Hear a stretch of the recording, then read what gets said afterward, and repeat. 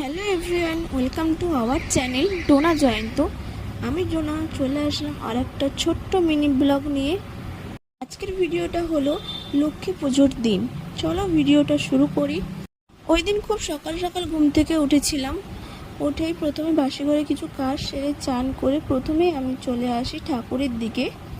প্রথমে আমি সব ঠাকুরকে চান করিয়ে নিয়েছিলাম।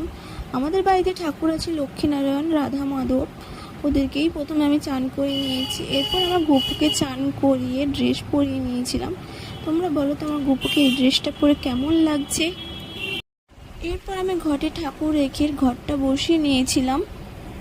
খুব তাড়াহুড়ো করছিলাম যেহেতু ঠাকুর মশাই চলে আসবে।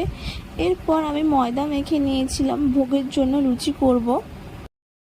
এরই মধ্যে চলে আসে ঠাকুর মশাই। এরপর পুজো শুরু হয়ে যায়।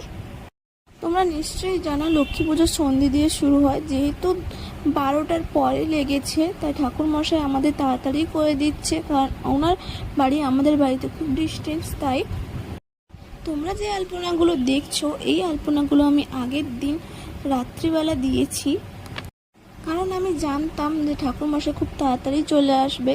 তাই আমি আলপনা আর নাড়ুটা আমি আগের দিন রাত্রিবেলায় করে রেখেছিলাম। পুজোর আগে আমি ঠাকুর কেমন সাজিয়েছি সেটা তোমাদের দেখাতে পারিনি, তাই পুজোর শেষে আমি দেখিয়ে দিয়েছি যে কেমনভাবে আমি ঠাকুর সাজিয়েছিলাম। ওই দিন আমি পুরো উপোসে ছিলাম, তাই আমি লুচি আর সুজি খেয়েছিলাম। ভিডিওটা এই পর্যন্ত। যদি ভালো লাগে লাইক, কমেন্ট, শেয়ার এবং সাবস্ক্রাইব করবে। টাটা।